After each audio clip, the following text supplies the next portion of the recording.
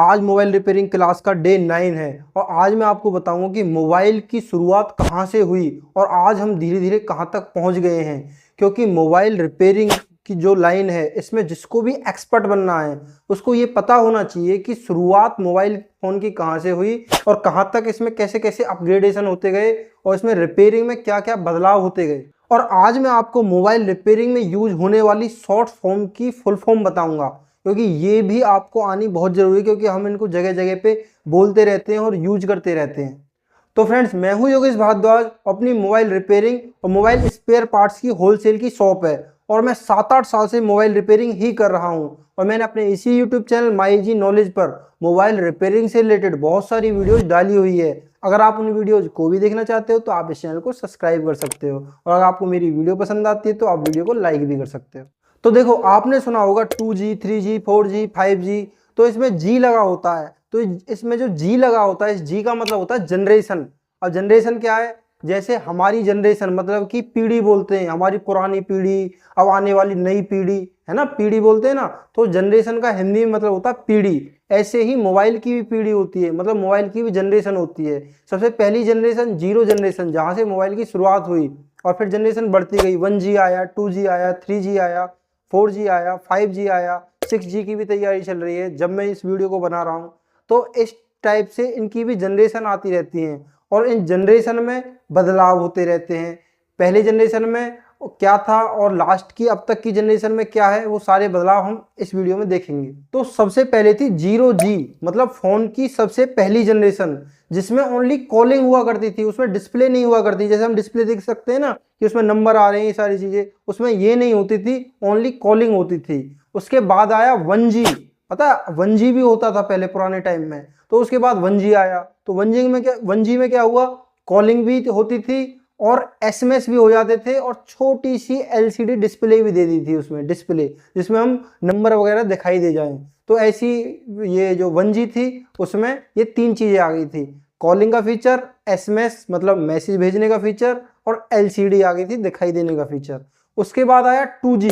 2G आने के बाद उसमें कॉलिंग तो थी, एसएमएस भी थे पहले, एलसीडी भी थी, लेकिन इसमें एमएमएस की वो आ गई। एमएमएस मतलब हम कोई वीडियो की थोड़ी सी क्लिप किसी को सेंड कर सकते हैं, इमेज सेंड कर सकते हैं, ठीक है। लेकिन इसमें भी इंटरनेट की स्पीड कम थी। लेकिन उसके बाद आया 3G। 3G में कॉलिंग भी थी, एसएमएस भी थे और एलसीडी भी थी, मतलब डिस्प्ले भी थी, एमएमएस भी भेज सकते थे हम, मतलब इमेज वगैरह सेंड कर सकते थे और फास्ट इंटरनेट आया। और 3G के टाइम से ही वीडियो कॉलिंग की शुरुआत हुई, मतलब कि जो हम face to face video calling करते हैं ना, ये 3G आने के बाद ही इसकी शुरुआत हुई। और फिर आया 4G। 4G मतलब मोबाइल फ़ोन की 4th जनरेशन। उसमें कॉलिंग भी थी, एसएमएस भी थे, एलसीडी मतलब डिस्प्ले भी थी और एमएमएस भी भेज सकते थे, इमेज भी सेंड कर सकते थे। फास्ट इंटरनेट की स्पीड मतलब कि एमबीपीएस मतलब मेगाबाइट पर सेकंड में आने लगी। पहले होती थी केबीपीएस, किलोबाइट पर सेकंड। उसके बाद अब जो 4G आया उसमें आ गई मेगाबाइट पर सेकंड। और जो 4G है इसमें वीडियो कॉलिंग, क्योंकि जब 3G में थी तो 4G में तो वीडियो कॉलिंग होनी थी, लेकिन इसमें एक और फीचर आया, वो आया वोल्टी मतलब वॉइस ओवर एलटी। मतलब कि जो हम कॉलिंग पे बात करते हैं वो बात होने लगी इंटरनेट के थ्रू, इंटरनेट के थ्रू हमारी कॉलिंग पे बात होना शुरू हो गई। और उसके बाद आया 5G। 5G में क्या, ये सारे फीचर तो थे ही जो सारे अब तक चले आ रहे थे, लेकिन जो इंटरनेट की स्पीड थी वो पहले केबी से एमबी में हुई, अब एमबी से हो गई जीबी में, गीगाबाइट पर सेकंड। तो मतलब बहुत फास्ट स्पीड से इंटरनेट चलने लगा 5G में आने के साथ ही। तो इसी टाइप से इनकी आईसीओ में भी डिफरेंस होता गया, ठीक है। जब 1G था तो उसकी अलग तरीके की आईसी, 2G तो उसकी अलग तरीके की आईसी, 3G तो 3G की अलग तरह की नेटवर्क आईसी, 4G है तो 4G की अलग तरह की नेटवर्क आईसी और 5G आया तो 5G की अलग नेटवर्क आईसी। तो इन्हीं जनरेशन से हमें पता चलता है कि आईसी में भी कैसे कैसे चेंजेज होते गए। वो मैं आपको प्रैक्टिकल करके लाइव दिखाता रहूँगा हर बोर्ड में कि 1G कैसे काम करता था, 2G, फिर 3G, फिर 4G, फिर 5G।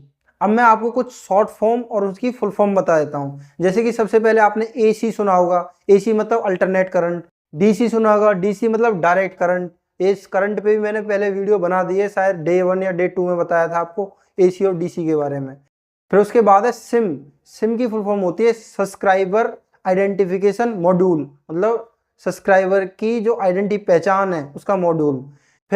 जनरेशन ऑफ मोबाइल जैसे 1G 2G 3G 4G, तो जी का मतलब आपको जनरेशन से पता चल गया होगा। BGA, BGA होती है ना, तो BGA का मतलब ball grid array. GSM global system for mobile. CMA code division multiple access. IC integrated circuit, मतलब अंदर से जुड़ी हुई जो सर्किट है उसको बोलते हैं IC इंटीग्रेटेड सर्किट। ज्यादातर सुनते हैं ना, IC खराब हो गई, IC रिवॉल्व करनी है, IC चेंज करनी है, तो इंटीग्रेटेड सर्किट मतलब अंदर ही अंदर से सर्किट बनी हुई है, उसको IC बोलते हैं। फिर उसके बाद रैम, रैंडम एक्सेस मेमोरी, ये बोलते हैं रैम खराब हो गई, ठीक है, EMMC खराब हो गई, ये आपने सुनी होगी, तो रैंडम एक्सेस मेमोरी। रोम मतलब रीड ओनली मेमोरी। CPU मतलब सेंट्रल प्रोसेसिंग यूनिट, जो CPU फोन का दिमाग यानी प्रोसेसर जो होता है। SOC मतलब सिस्टम ऑन चिप। LED मतलब लाइट इमिटिंग डायोड।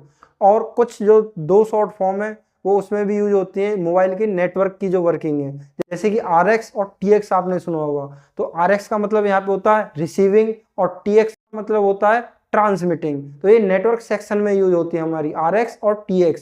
ऐसे ही एक होता है V बस, ठीक है, शॉर्टकट में लिखा होता है V बस, और ऐसे लिखा होता है V चार्ज, ऐसे ही लिखा होगा DP DM DN, ठीक है, डाटा पॉजिटिव डाटा नेगेटिव, तो इस टाइप से लिखा होता है। तो इन सारी चीज़ों को आपको देख के समझ जाना है कि ये किसकी है और क्या है और ये कैसे कैसे काम करती हैं। तो दोस्तों आपको इस वीडियो से मोबाइल की जनरेशन के बारे में पता चल गया होगा, और आपको सबसे ज़रूरी शॉर्ट फॉर्म और फुल फॉर्म के बारे में भी पता चल गया होगा। इससे अगली वीडियो में हम resistor, capacitor, diode, fuse, coil, इन सारी चीज़ों पे डिस्कस करेंगे, और बीच बीच में मैं प्रैक्टिकल भी आपको नॉलेज देता रहूँगा।